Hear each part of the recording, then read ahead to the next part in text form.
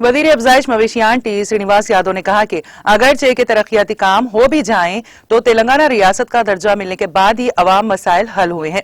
रियासती वजीर टी श्रीनिवास यादव ने सनतनगर और अमीरपेट डिवीजनों का दौरा करके 96 लाख रुपए की लागत से 7 तरक्याती कामों का आगाज किया। इस दौरान रियासती वजीर श्रीनिवास यादव ने सनतनगर इंडस्ट्रियल एरिया में 18 लाख रुपए की लागत से पानी की लाइन के कामों का आगाज किया।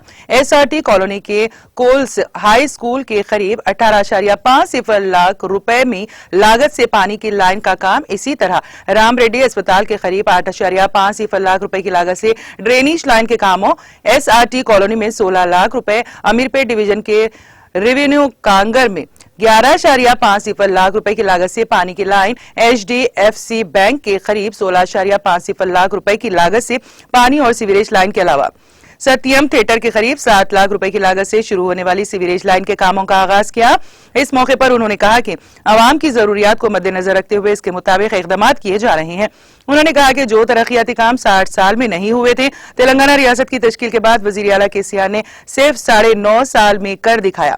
इस मौके पर कॉर्पोरेटर कोल्लन लक्ष्मी, साबिक कॉर्पोरेटर निमाना शेषु कुमारी के अलावा दीगर मुकामी बीआरएस कायदीन भी मौजूद थे।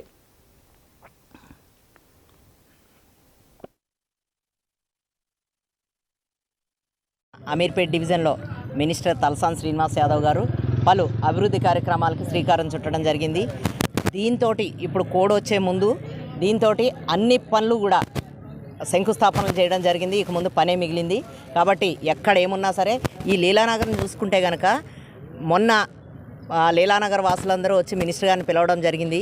నిన్న ఆయన స్వయంగా వచ్చి ఎక్కడెక్కడ ఏమేమి ప్రాబ్లమ్స్ ఉన్నాయి, ఏమేమి ఇబ్బందులు ఉన్నాయి వీళ్ళకి అన్నీ చూసి ప్రతి ఒక్క ఇబ్బందిని కూడా పరిగణనలోకి తీసుకొని ఈరోజు ఇది నిన్న చెప్పిన రోడ్డు ఈరోజు ఖచ్చితంగా ఇనాగరేషన్ చేయాలి, రేపటి నుంచి స్టార్ట్ అవ్వాలనే ఉద్దేశంతో మినిస్టర్ గారు ఎన్ని పనులు ఉన్నా సరే ఇక్కడికి వచ్చి ఇనాగరేషన్ చేయడం జరిగింది. అలాగే డివిజన్లో కూడా ఒక మన హెచ్డిఎఫ్సి బ్యాంక్ ఆపోజిట్లో డ్రైనేజ్ లైను, వాటర్ లైను, ఇక్కడ చూస్తేనేమో రోడ్లు అన్నీ కూడా ఏ పని ఉన్నా సరే కంప్లీట్ చేసి ఇమ్మీడియట్ అది మనకి అభివృద్ధి చూపించాలి, జరగాలనే ఉద్దేశంతో ఈరోజు వచ్చి ఈ కార్యక్రమాన్ని స్టార్ట్ చేయడం జరిగింది. ఇక ముందు కూడా లీలానగర్ని అదే విధంగా అభివృద్ధి పదంలో నడిపిస్తాము. ఒక లీలానగరే కాదు, కాన్స్టిట్యున్సీయే కాదు, సిటీ మొత్తం కూడా టీఆర్ఎస్ గవర్నమెంట్లో అభివృద్ధి పదంలో వెళ్తుంది. ఈ సందర్భంగా నేను కోరుకుంటున్నాను. అలాగే వెళ్తుంది కూడా.